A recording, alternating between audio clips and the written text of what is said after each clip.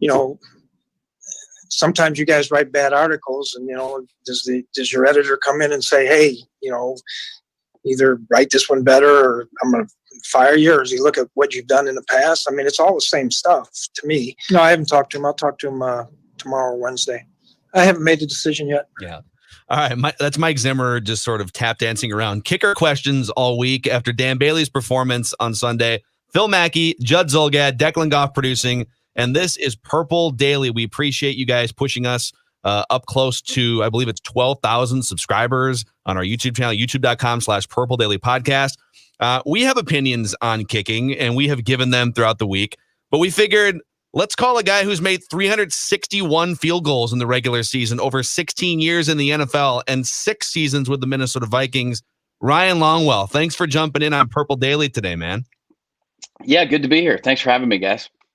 So you're pretty young still for a kicker. You're 47. How does the right leg feel, and have the Vikings called you this week?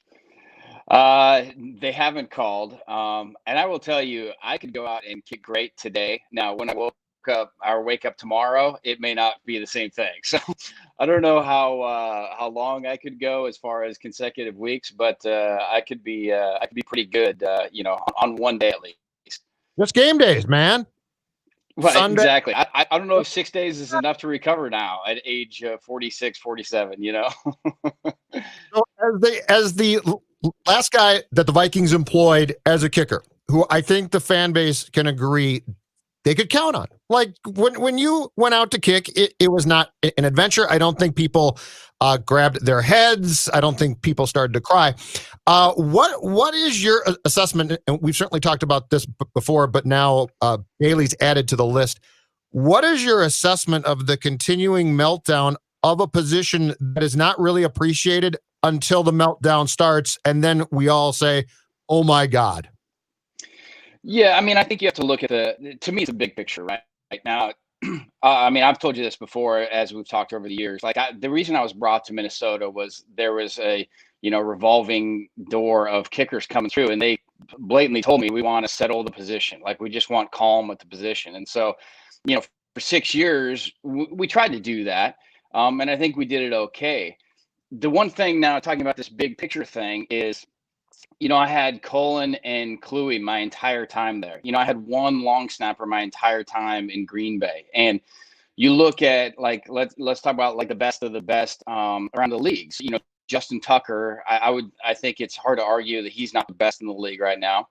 He's had one holder, Sam Cook, and one snapper, Morgan Cox, his entire time. And so you can't like pull these kickers out and look at them individually, although that's kind of the thing that is the trend, and a lot of personnel guys do that. You have to look at the operation as a whole. And that was my approach my whole career. Was every time we kicked, whether it was before practice, during practice, on game day, pregame, whatever, it was the entire operation. I very rarely used the tripod. It was the whole snap and hold. And I'm talking about, and I've told you this before, even like the snapper getting over the ball, rotating and laying on the ground, how he's going to have it on game day and snap it. And, when Kluwe and Cullen and I, we're well into our first year, but later on in our third or fourth year, I mean, you could time the entire operation. And I'm talking about the second Cullen got over the ball to the second the ball left my foot. And it was within a tenth of a second of the next time and the next time and the next time. And so I think you have to look at the macro picture of what's changed. You look at Blair Walsh. His first year was unbelievably good. I don't think it's any, just coincidence that he had Cullen and Kluwe there that first year. I think you look at what's changed over the past couple of weeks with Dan, and they made a switch at long snapper. And I was talking about this with someone the other day. You can have a long snapper that puts it right on the money, and bring in a new guy and he puts it right on the money, and it's exactly perfect. And it looks optics wise that it's the same thing.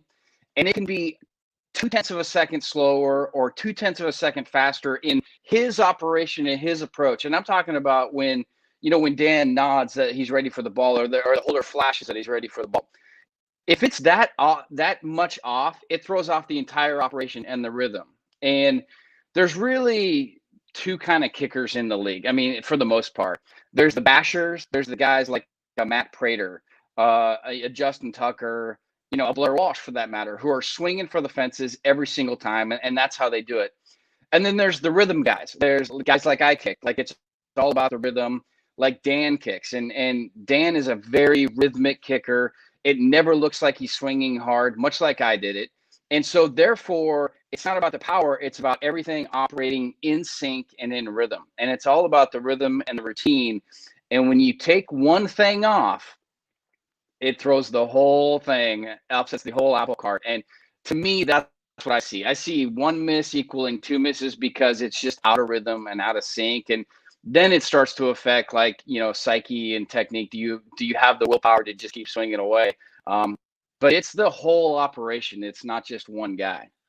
So amazing insight. And I think, a lot of us just sort of see like, well, what's the difference? As long as the long snapper doesn't roll a ground ball back there, then it should be fine. Right. So going forward here, it sounds like they're going to work out a kicker or two this week, but just based on how long it would take to get a kicker through COVID protocol, Dan Bailey is probably going to kick against the Bears this weekend.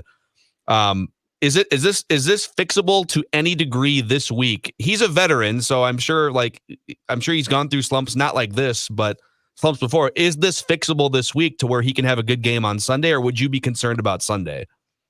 I think it is fixable. I think Dan, taking these last 2 weeks out, I mean, Dan's been really good. I mean, really, really good in his career. He had a stretch of 20 something in a row just within the last year or so. And he was great in Dallas. So he's been really good. But I would say this is just as fixable as, kind of the Daniel Carlson situation. I mean, and so, I to their credit, it seems like, the management of the Vikes has learned that they probably pulled the string a little too quick on Daniel Carlson, because he's been phenomenal. And, I think, Judd, I told you after that game that, what he was going through was entirely fixable, and it was fixable quick.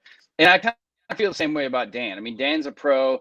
We understand that our job is one at a time. And if you miss one or two in a row, your job's on the line. And if you make 20 in a row and then miss the next two in a row, guess what? Your job's on the line again. So it's kind of that thing with this job. I would expect he's going to be fine. I would stick with him because I don't think the alternatives are any better, to be honest with you, in the open market. I don't think bringing in someone that may get you through this week is necessarily going to be better for the next, 4 to 6 weeks. And so I think you have to take a big picture approach. And I think you have to be very careful of who's chirping in Dan's ear. What's he hearing? What are people saying? There's a lot of pros out there that think they know how to kick, but they don't know how to communicate the right thing.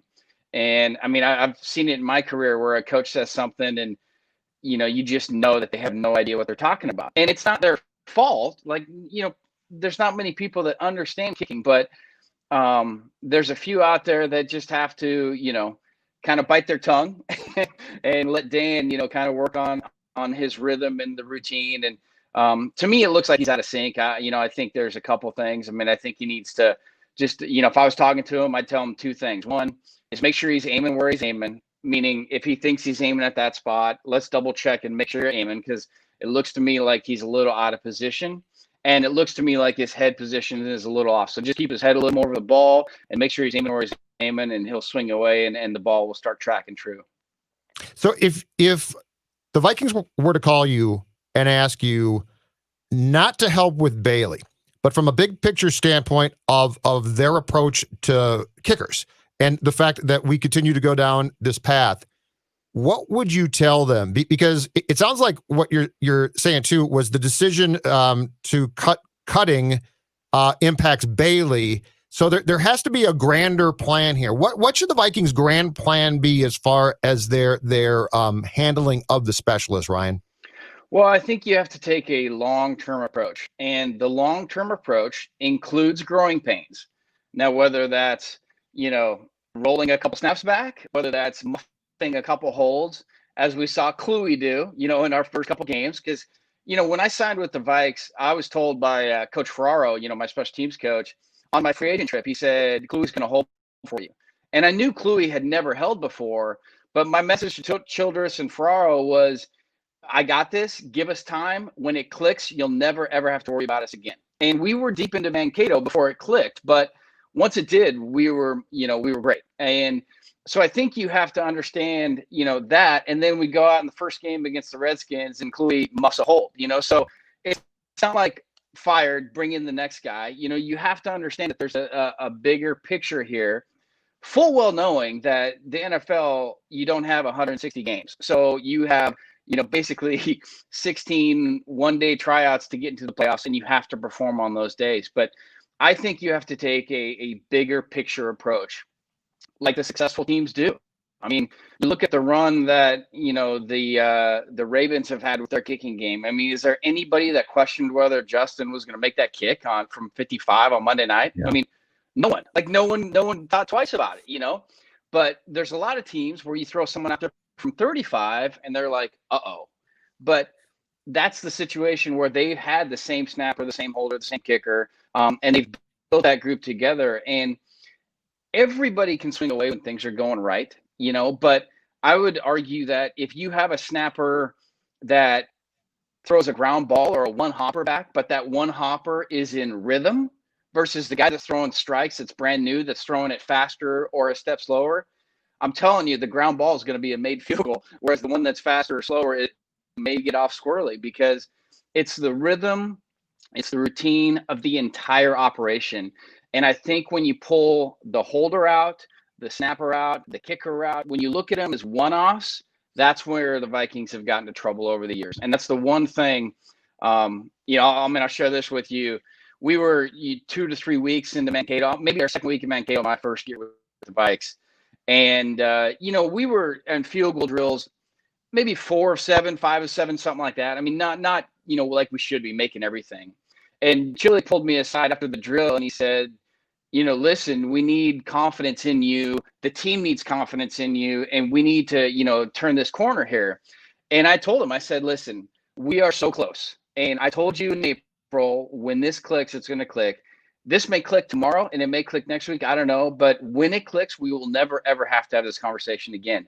And lo and behold, we had a scrimmage that Friday night and just striped it. And from that point on, for 6 years, for the most part, we never, ever had to have a conversation again. And so I think that's the holistic approach of, even the day-to-day coaching of it, looking at it as an operation from snap to hold to kick, rather than looking at it as the kicker or the snapper, I think would help the overall approach to the organization. What I feel like you've never you kicked for 16 years and I can't remember like a meltdown game where just like every kick was.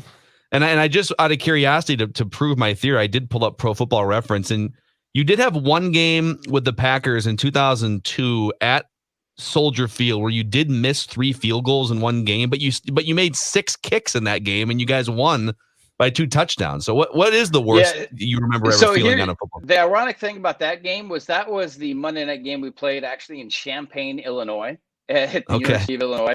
It was during the renovation season of the, turning Soldier Field into a cruise ship. It was that year. And I actually, I hit the upright on one of them. I hit a kick that went over the top of the upright that we thought we made, and they waved it no good. And then we had one blocked. So those were the 3 misses in that game. I just always knew that it was all about the next kick, and I was never going to swing harder for the next one because I had missed 1, 2 in a row. I was never going to swing easier because I had made 10 in a row. Like I just wasn't going to do that. It was always about the rhythm, and it was always about the routine. And every kick I took was with an entire snap and hold. And so I just never let one game, one kick, one situation, kind of mess up with my approach to kicking. And I mean, I'll tell you, I hit great balls in Lambeau Field that I guessed wrong with the wind and they missed. Such is life. I hit terrible balls that I kind of pushed one way or the other and they blew back through the uprights with the wind. So should one cause you to tweak your form versus the other? I mean, not really. You kind of, the made one with the miss hit is far more concerning than the missed one with the good hit. And so I think the thing that you got to look at is when you're looking at kickers, when you're looking at the last couple of weeks of Dan, the thing that's obvious to everybody is he's not hitting a 12-6 rotating ball that's just missing. He's hitting these quirky, squirrely kind of, we call them like X balls. They're not rotating end over end. That tells me less about form and it's more about the entire operation. And that's exactly what Daniel Carlson did in Lambeau that day. He was hitting those kind of X balls high and right. And to me, it's an operational thing rather than an actual fundamental technique like this guy forgot how to kick. That's not what you see when you see the balls flying off his foot that way. All right, sir. It's been 10 years. 10 years since the epic 2010. If there is one thing from that God-forsaken season that you think about the most, what is it? I mean, that's the problem, right? There isn't one thing to think about. I mean, I think you go through the Saturday night meeting of we think the roof's going to cave in, and you're like, what's going on? And then you have, Childress getting fired, and you have the Randy Moss thing, and then you have, the Monday night or the Tuesday night game in Philly, the Monday night game in Detroit. But, I always go back to, for whatever reason, the last Monday night game in TCF, and I'm driving to the stadium with Brett. We knew it was going to be his last game. And I rode with him instead of with the team or the bus or anybody else. And we're driving to the stadium. We have a security guard with us. And I'm like, it's pouring down snow and his career's over, right? And we're driving. We're almost there. We're driving through the snow. And I'm like, kid, what are you thinking? Like, you've been through so much in your whole career and driving to the stadium for the last time. Like, what are you thinking? And you're expecting like some Favre either soliloquy or joke or something like that. And he goes, I'm thinking I'm going to give it a go tonight. And I'm like, what? And he ruled out? He was ruled out at that point, right? Not doubtful, but he was out. He was out. And he goes, I said, what? And he goes, I think I'm going to play tonight. Like, I mean, if that's not the cherry on top of not only 2010, but Favre's entire career, I don't know what is. Did he? I feel like he probably posed it in a question to himself, though. Am I going to play? Maybe. Am I going to play? Sure. Well, I mean, ironically, to take it one step further, he goes and throws a touchdown pass and then gets knocked out cold. So, it's kind of like there was our 2010 season. And the incredible thing about that was, if you recall, it was Kluey who tweeted on the Sunday before that game, we can't play. The field's going to be frozen, and it's going to get somebody. I think his exact tweet was killed, and the Vikings were like, "No, it's the punter. Kluey's nuts. But don't." And the guy that damn near got killed was Brett Favre. Like that to me, it wasn't McKinney or Peter. No. It was Brett Favre. There was a white chalk outline of his body. It's unbelievable, Ryan. Like knocked out cold on the ice. I mean, I think I've said this one before, but one of the funniest things of that whole experience was, that it was under 4 feet of snow. It wasn't ready, hadn't been played for a month, and we're told Monday of game week, like, guys, it's going to be okay because we have this, chemical they're going to spray on the field the day before the game. It's going to soften the turf. Everything's going to be all right. So we go there Sunday, Monday night game. We go there Sunday for our walkthrough. It's literally an ice skating rink. I mean, I'm not kidding you. It's an ice skating rink. And we're in tennis shoes. We're not even in cleats, which rubber shoes should be able to stick. And they call us up, and one of our guys, I don't know if it was Lieber or Chad Greenway or someone, said, what happened to the chemical to soften the turf? And they said, oh, yeah, they tested it and realized it actually burns flesh, so we can't use it. And I'm like, what? Like, what's plan B? Who knows? That is so 2010. It might kill the players. That would be a bad idea. Oh my God. Hilarious. It'd burn your flesh, but you'll be safe. Or we'll play an ice skating rink and knock out the Hall of Fame quarterback. Okay. Actually, I think that's a way to make Week 17 games more interested for non-playoff teams. We're going to put a flesh-burning substance on the field. Come on, for 3 hours.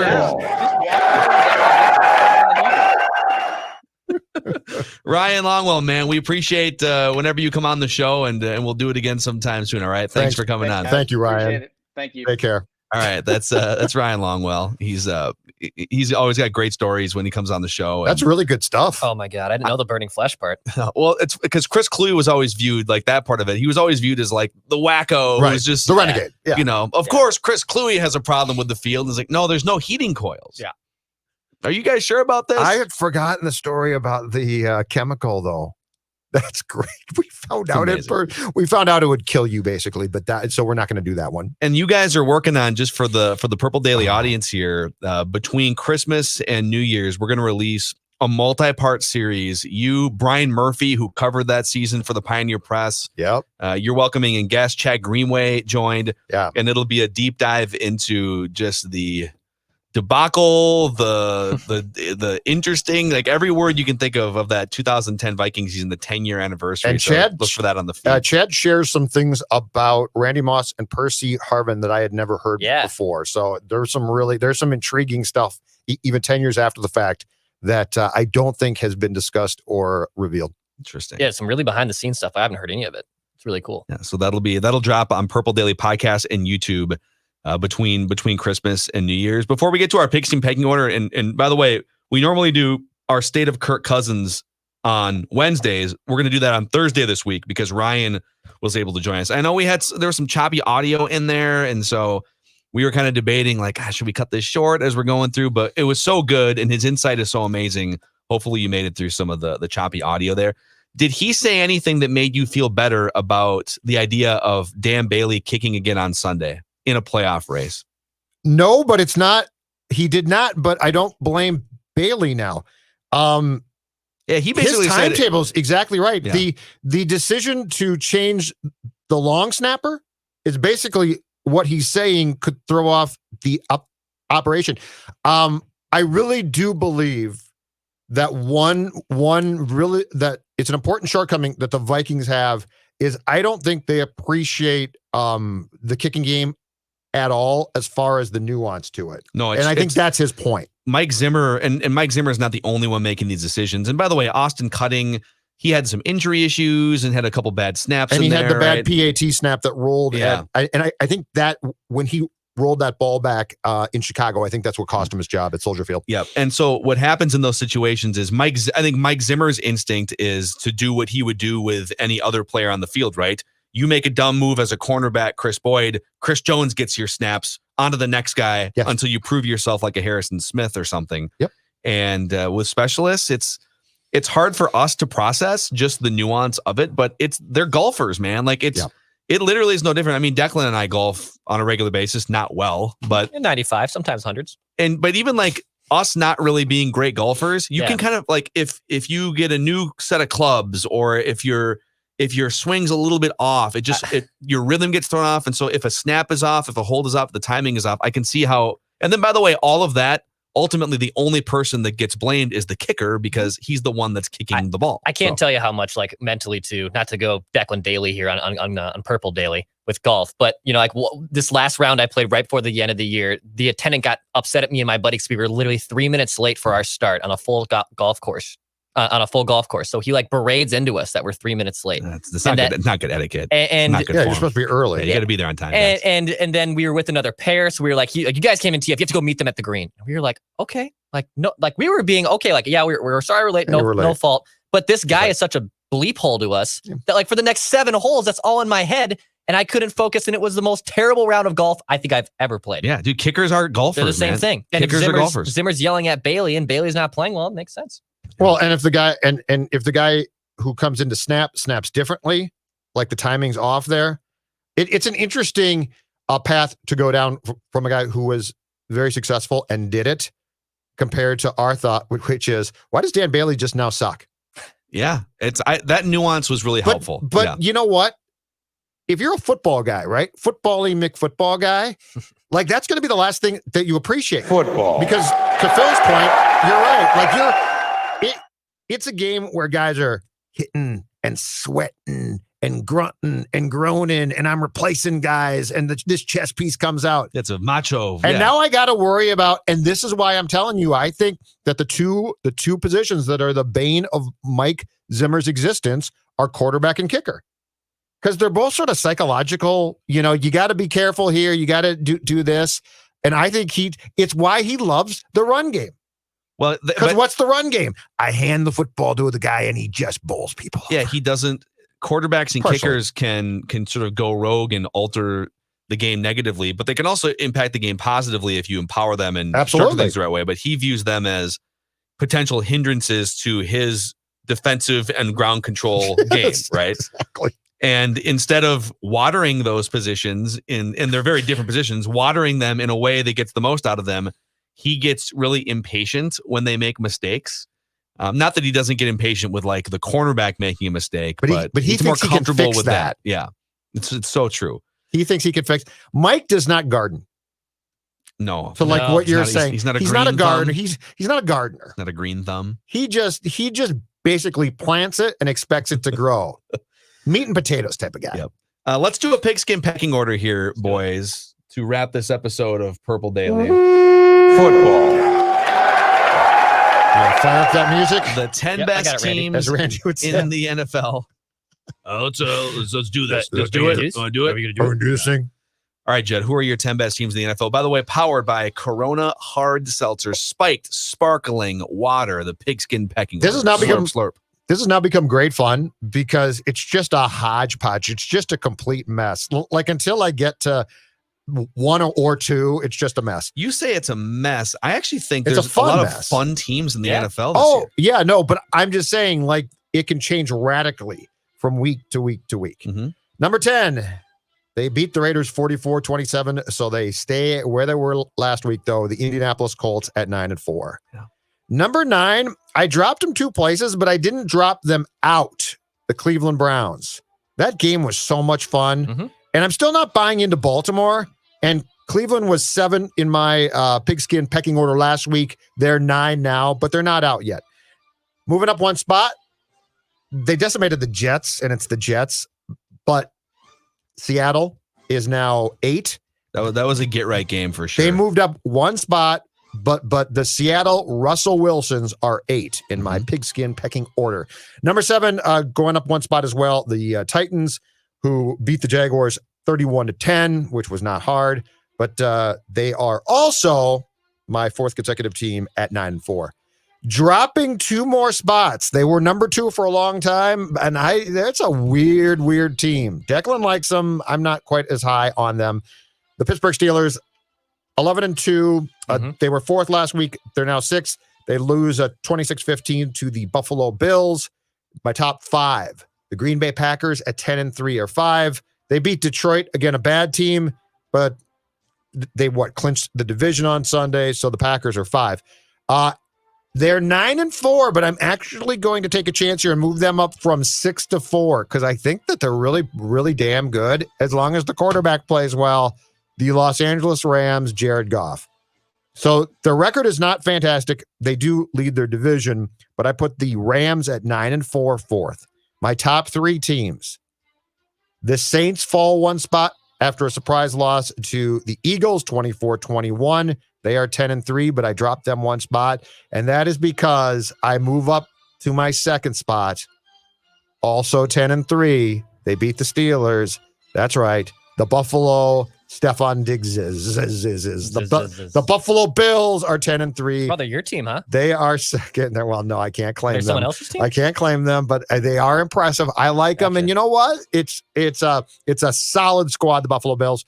And number 1, and it ain't gonna change, the Chiefs at 12-1. So I go. Ooh, Bills and Chiefs would be fun right now. Oh yeah. So I go Chiefs, Bills, Saints, Rams at 4, which might be too high.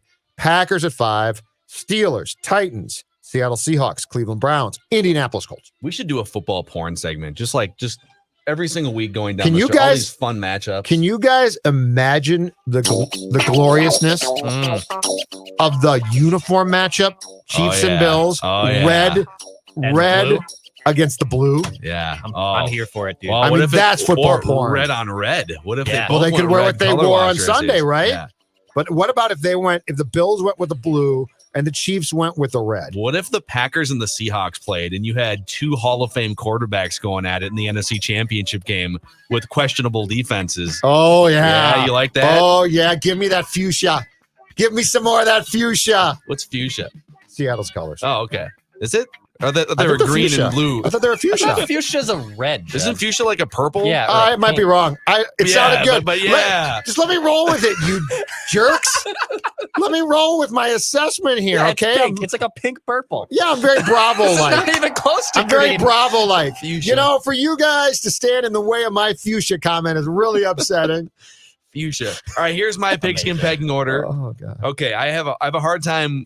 I move the Buccaneers slightly out, and the Titans are slightly out, and the Dolphins. Like all these teams could get back in with a couple good Titans weeks. are out right now or no? Right now they're out. Oh wow. They're out, yep. Oh, give it to me.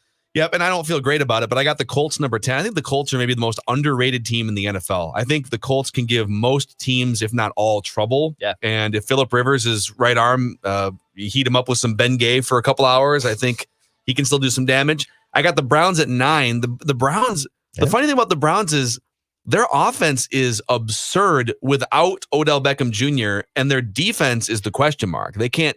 I mean, when the Ravens got the ball back with a minute left, it was a foregone conclusion they were going to gain 40 yards and get into field goal range because the Browns defense is kind of a disaster on that front. But I got them number 9. They've become one of the fun teams to watch. I've got the Steelers down to 8 after the last 2 weeks. Oof. I don't blame you. Oof. I can't blame him, Dax. I get it because the power rankings. Yeah, I get it. And again, it's not. I don't rank based just off record, which is why I've got other teams ahead of the Steelers here. I sort of go off of if they played each other now. What's the vibe right now in the league? And the Steelers are reeling right now. Steelers strike me as a first game playoff game out. They could very well be. They're the type of team that just because they're going to play. Our record was really good. Who are they? I mean, they're going to play like the Colts or something, or Yeah. they might play the Ravens. I got the Ravens 7. The Ravens still have a chance. They're flawed, and I don't put them as high as I would have last year at this time. But if Lamar Jackson's going to play like that, they can do some damage. I got them 7th. So I got those 3 AFC North teams in a row there. I still have the Seahawks 6 after they got right. So I moved the Seahawks from like 10th back up to 6. Because when they're right, they're still flawed, but they've got an unbelievable quarterback and weapons, and they can score. And I'm just sort of, I think they've gone through their slump, and now they're going to come out of it.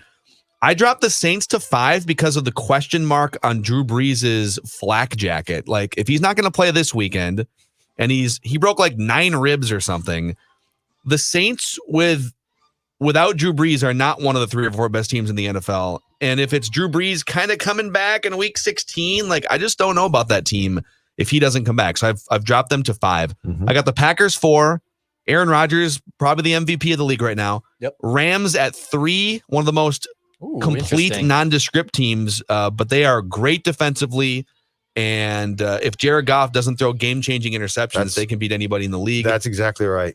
And then I got the Buffalo Bills 2 and the Chiefs 1, and I really want that matchup to happen in the AFC playoffs. So Chiefs, Bills, Rams, Packers, Saints, Seahawks, Ravens, Steelers, Browns, Colts. All right, Declan. kicking mine off. I'm keeping the Browns at 10. Browns had a good showing. Baker Mayfield was impressive.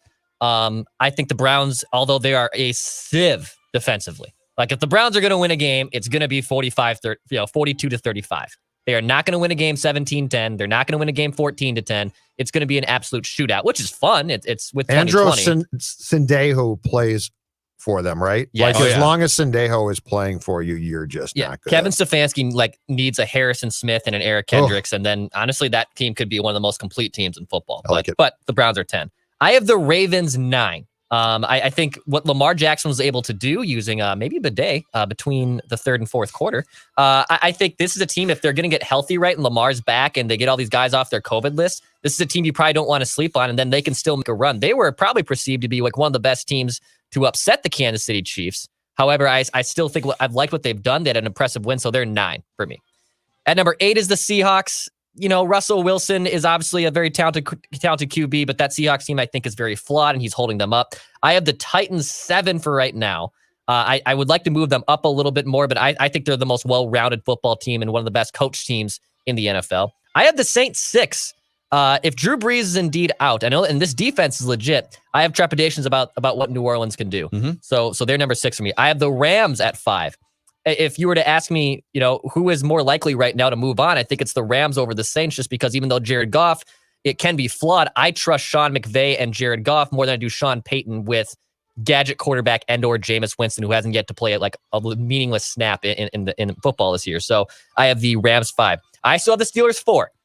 I had this Pittsburgh Steelers 4, and I know it's more of their body of work that I'm looking at than their recent weeks, but I still think it's a very good team. They've played 3 games in the last 12 days, basically. I think they can still get things right and be probably can at least still threaten the Chiefs. I have the Packers 3. I have the Packers number 3 right now. I think they are the best team in the NFC. Every week it changes. Who is the best team in the NFC right now? I think it's the Packers. I think the margin between the Rams and Saints and Packers is all very close. But right now, I think the Packers are 3. So that means the Bills, I'm with Judd. Bills are number 2 right now. They're hot. They're sexy. They're a fun team. And the Kansas City Chiefs are your number 1. So 10 through 1, I go Browns, Ravens, Seahawks, Titans, Saints, Rams, Steelers, Packers, Bills, Kansas City Chiefs, your number 1 team. I think the Rams are the best team because I love that defense. Like the Packers defense, I just can't tell. But the Rams defense, if it is, to me, it does come down to one thing. Is Jared Goff going to, he does not have to be a star, but is he going to play well enough for you to win a game? And he's the guy that could cost them. But if he does play fine and he just has to play fine with that defense, I think the Rams can win the conference. Yeah. Well, the Rams did go to a Super Bowl and played a close game, even though it was one of the ugliest Super Bowls ever. Yeah. In that Super Bowl with Jared Goff at quarterback. So, yeah. You know, he's not going to, I don't think he's going to dynamically light you up for 4 touchdowns and be the reason why, like the sole reason why you win. But yeah, if put it this way, if that Rams team, if you upgraded from Jared Goff to like a top 5 quarterback, they'd be the odds on favorite to win the Super Bowl right now because they're the most complete team. They'd be great. Quick thought on Jackson. Dex, here's my guess. With the way that he trotted back to the locker room in Cleveland, if he did what we think he did, I'm saying walk off. He didn't need a bidet. He didn't need anything. No way. Oh, did you see that trot? He was running? That was going to be bang. No way that was a walk-off, dude. I agree. Zero chance. It was, I bet you it was very liquidy is what was happening. Yeah. No doubt in my Football. What do you think he ate pregame? Something he ate pregame didn't work well. Maybe he ordered Thai food on level 0 spice and they accidentally gave him the 5. That's happened to me before. Do you know how dangerous Thai food would be pregame for any sport? Yeah, some of these guys though, they carb load so that. Oh my God! I don't know but why would you just do like Thai? Oh boy! I mean, I like Thai food. I have no idea if he likes. Don't get me wrong. Maybe it's good, fantastic. I love a good. I had some good Brussels sprouts with my birthday steak dinner last night. That gets the colon right, man. That's what you're Brussels sprouts. Yeah, some Brussels sprouts. I like Brussels sprouts. Gets the colon right. It does. I know it's just a funny. Hey, nothing wrong with that. Nothing wrong. I'm not criticizing you at all. I'm just saying it was a funny line. Okay. I enjoyed the line. All right. Heck of a show here. Yeah. Heck of a show here today. From kicking to what gets the colon right. Yep.